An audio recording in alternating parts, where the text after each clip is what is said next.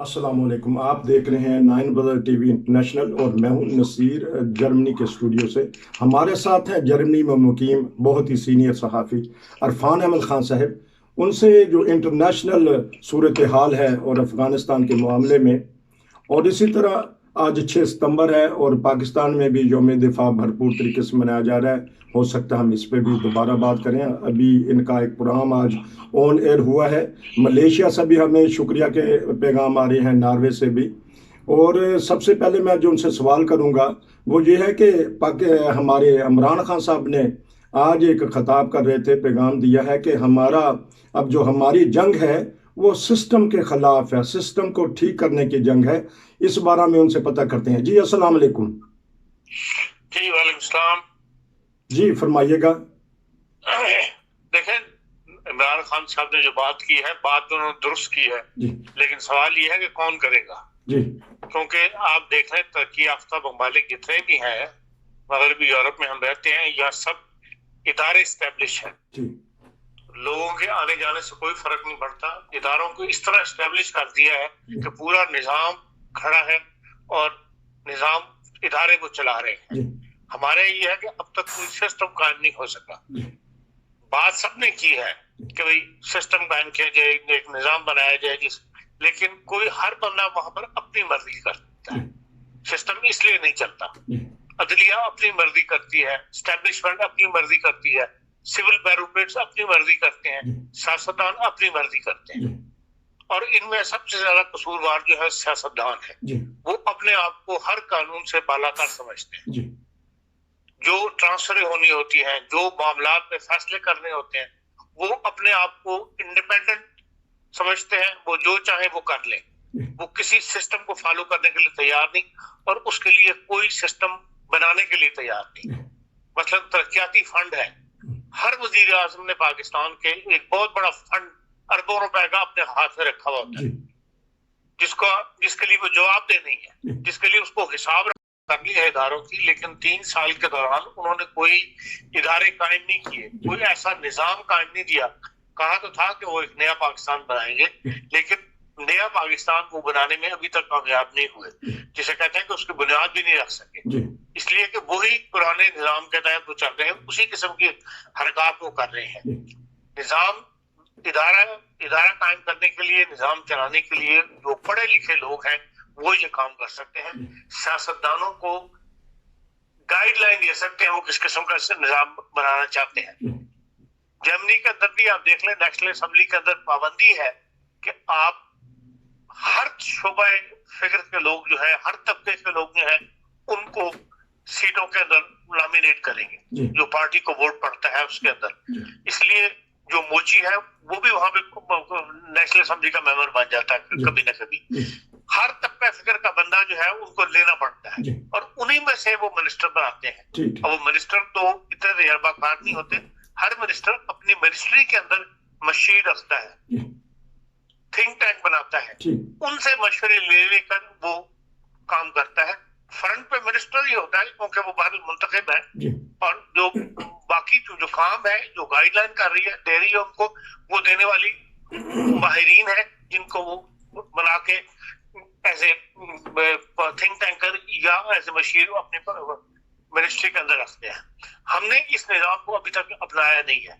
हमारे यहाँ देख रहे हैं हर कोई सेंटर के अंदर जो है वो बनना चाहता है कि वो मिनिस्टर बन जाए, बशीर बन जाए, मामून खसूसी बन जाए, किसी तरीके से अंदर चला जाए और उसका रोज बयान जो है वो अखबारात में आए।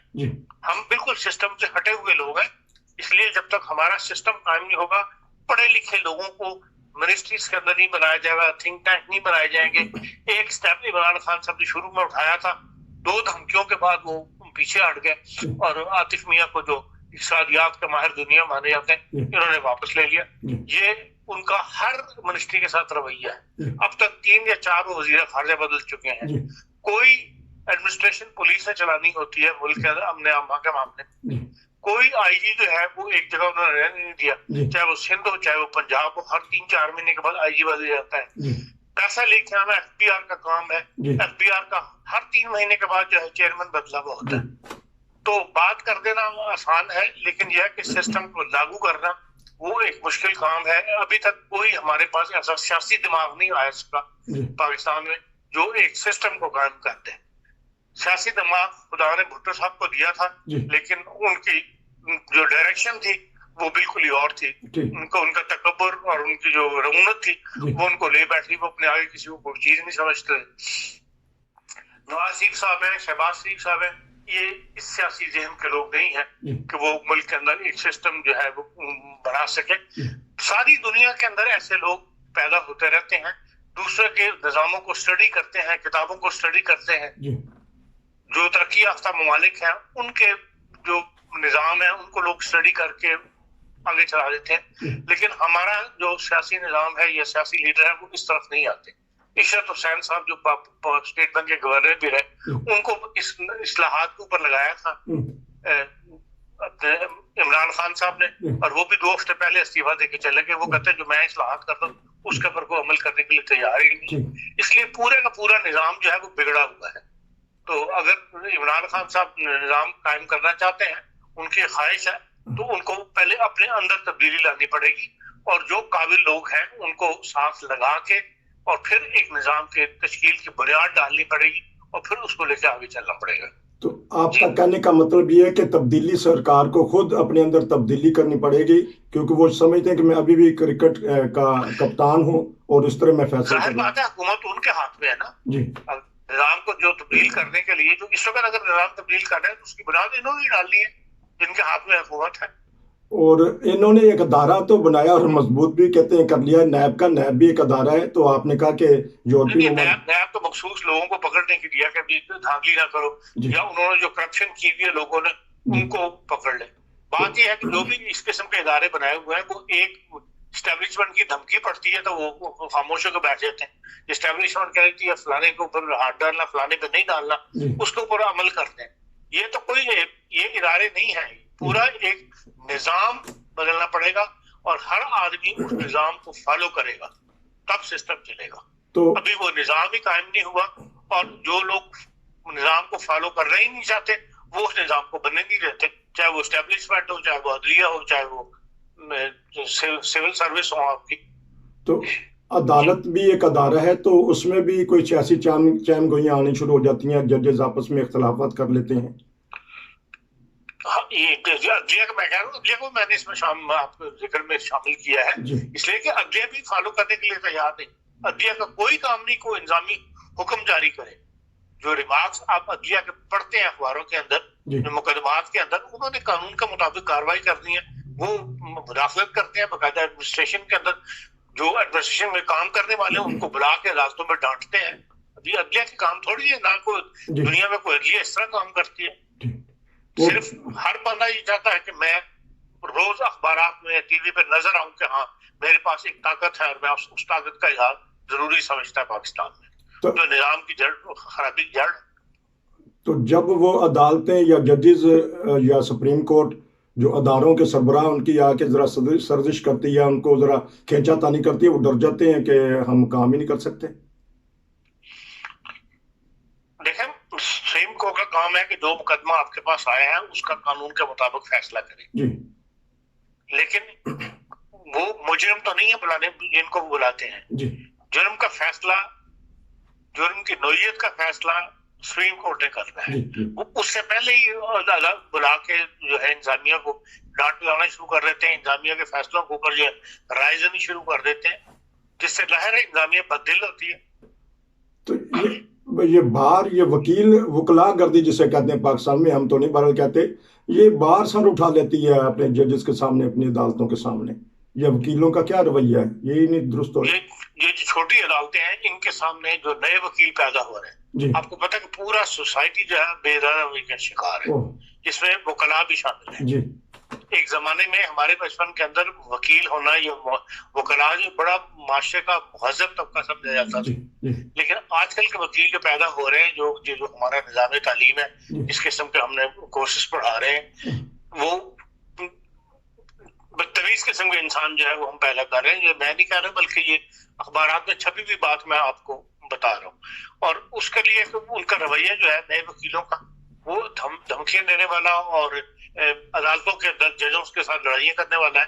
اور جس کی وجہ سے نظام عدل جو ہے وہ بھی بدنام ہو رہا ہے، اور اس کے اندر بھی ججز جو ہیں وہ کون لڑنا چاہتا ہے کہ ججز کرسی پہ بیٹھ اپنی بےزتی کروائے. اور یہ چھوٹے لیول پر سول کورٹس میں، سیشن کورٹس میں یہ نظارے جو ہیں آپ کو روز سننے کو ملتے ہیں. اگر وکیل کی بات نہ مانے جائے تو وہ دو چار کٹھے ہو کے آ جاتے ہیں اور آ کے بدتمیزی شروع کر دیتے ہیں وکلاء کے ساتھ. اس لیے پورا سوسائٹی ہی بے راوری کا شکار ہے، اور جس کی وجہ سے یہ ہے کہ ہمارا کوئی نظام جو ہے وہ نہیں چل رہا، ہر نظام فیل ہو کے رہ گیا. کیونکہ جو ہمارے وزیر داخلہ جب اپوزیشن میں ہوتے ہیں وہ کہتے ہیں رینک پہ سسٹم بیٹھ گئے ہیں نظام کے تو سسٹم کے، تو وہ اب ان کو نظر نہیں آ رہا. سسٹم کو بٹھانے والوں میں وزیر داخلہ صاحب خود بھی شامل ہے. جی، انہوں نے آج تک کتنی قانون کی پاسداری کی ہے. جی، تو اچھا، نہ ان کی زبان ان کے کنٹرول میں، نہ ان کا عمل ان کے کنٹرول میں. اچھا، تو ایک اور بات پہ، کیونکہ آج 6 ستمبر ہے، ہمارے جو شہباز شریف ہیں انہوں نے پھر وہ کہا ہے کہ اب فوج کی ضرورت نہیں، کہ فوجی جنگوں کی ضرورت نہیں، معاشی جنگوں کی ضرورت ہے. تو نارمل تو ان کو مورال بڑھایا ہوگا انہوں نے، لیکن یہ انہوں نے کون سی معاشی پالیسی لانا چاہتے ہیں جس سے ملک ترقی کرے؟ دیکھیں انہوں نے جنرل بات کی ہے کہ دنیا کے اندر آپ دیکھ لیں، چائنا نے بھی معاشی ترقی کی ہے تو آج دنیا کی سب سے بڑی طاقت شمار کیا جا رہا ہے. اور ہر جگہ جو وہ ممالک جنہوں نے معاشی ترقی کی، اپنے آپ کو معاشی طور پر مضبوط کیا، دنیا میں ان کی قدر ہے اور دنیا ان سے ڈرتی ہے. دنیا کو وہ دنیا کی ضرورت بن گئے ہیں، چاہے وہ جرمنی ہو، چاہے وہ چین ہو، وہ دنیا کی ضرورت بن گیا ہے. تو اس معنی میں انہوں نے بات کی ہے کہ بھئی وہ جنگوں کے زمانے گزر گئے کہ آپس میں لڑائی جھگڑے چھوڑ کے، اور ہمیں معاشی طاقت بننے کی طرف آنا چاہیے. اور ان کا مراد یہی ہوگی کہ بھارت کے ساتھ جو ہے وہ ہمیں لڑائی والی پالیسی چھوڑ کے تو امن کی پالیسی اور ایسی پالیسی جس سے دونوں ممالک کو معاشی طور پر فائدہ ہو، وہ رستہ اختیار کرنا چاہیے. اور بات ان کی اس لحاظ سے درست ہے کہ بھئی ضرور آپ نے یورپ سے ہی ہر چیز امپورٹ کرنی ہے، یہ وہاں ایکسپورٹ کرنی ہے. اگر بہت بڑی منڈی آپ کے بالکل قریب ہے جہاں سے سستا آپ کو مال مل سکتا ہے، آپ کے مہنگات پہ آپ کنٹرول کر سکتے ہیں، تو اس سے فائدہ اٹھانا چاہیے. تو اصولی طور پر تو ان کی بات درست ہے کہ بھئی آج دنیا کے اندر جنگوں جو ہے وہ معاشی جنگ کا زمانہ ہے، دوسری جنگوں سے کچھ حاصل نہیں ہوتا. آپ نے لڑکے دیکھ لیا، امریکہ نے بھی لڑکے دیکھ لیا، ہم نے خود لڑکے دیکھ لیا.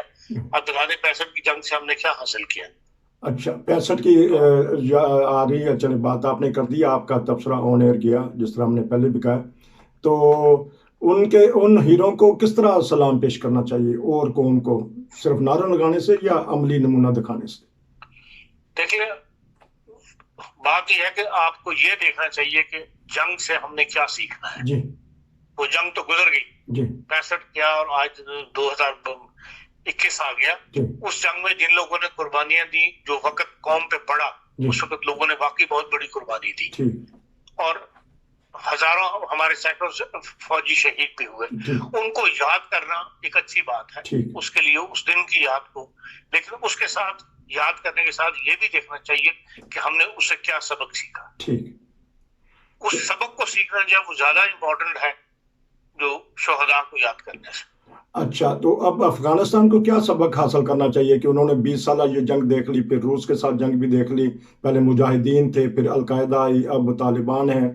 تو اب یہ کہتے ہیں کہ ہم نے وہ پنج شیر کا علاقہ بھی فتح کر لیا ہے. تو اس بارے میں کوئی تبصرہ کر دیجیے گا، ہمارے پاس 2-4 منٹ ہیں. دیکھیں پنج شیر کے علاقے کے بارے میں ابھی تک پالیسی واضح نہیں ہے. طالبان تو یہ کہہ رہے ہیں کہ ہم نے قبضہ کر لیا ہے، دوسری پارٹی جو ہے وہ کمزور تو بڑھ گئی ہے. ان کے بیان سے جو احمد مسعود صاحب کا بیان آیا اس میں انہوں نے یہ کہا ہے کہ ہم چاہتے ہیں کہ یہ گفت و شنید ہمارے ساتھ کریں، اور جو وادی ہے اس کا فیصلہ جو ہے وہ گفت و شنید سے کر لیا جائے.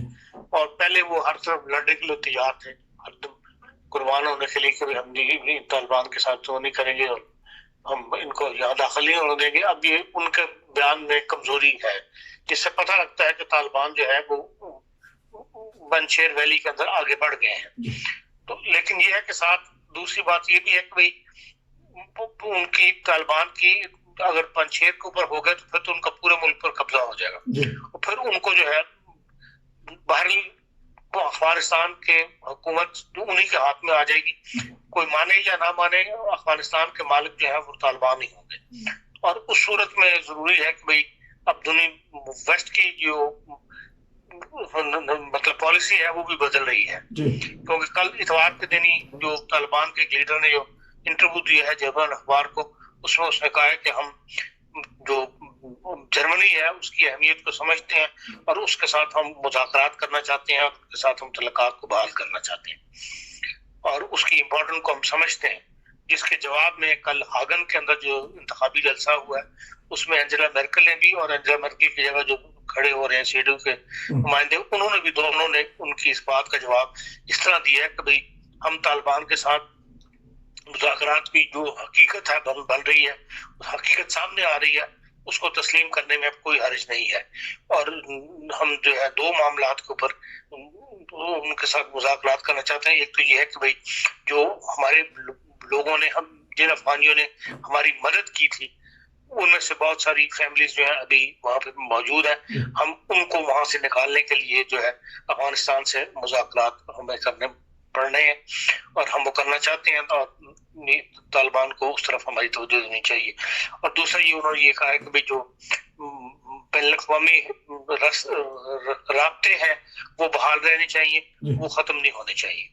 तो इसका मतलब है कि वेस्ट की भी पॉलिसी अब बदल रही है और वो इस तरफ आ रहे हैं कि भाई तालिबान को आखिर उन्हें तस्लीम करना पड़ेगा। हुकूमत तस्लीम करे ना करे, लेकिन ये है कि भाई उनके साथ जब मुज़ाकरात शुरू हो गए, उनके साथ ऑफिशियल मीटिंगें शुरू हो गई, तो इसका मतलब हुकूमत को तस्लीम कर लिया। तो ये बहरहाल एक तब्दीली वेस्ट की तरफ से अफगानिस्तान के लिए आ रही है। आपका बहुत शुक्रिया कि आपने अपने कीमती वक्त में से हमें दिया। नाज़रीन, ये थी आज की खबरें और उनके ऊपर तबसरा। कल दोबारा मिलेंगे।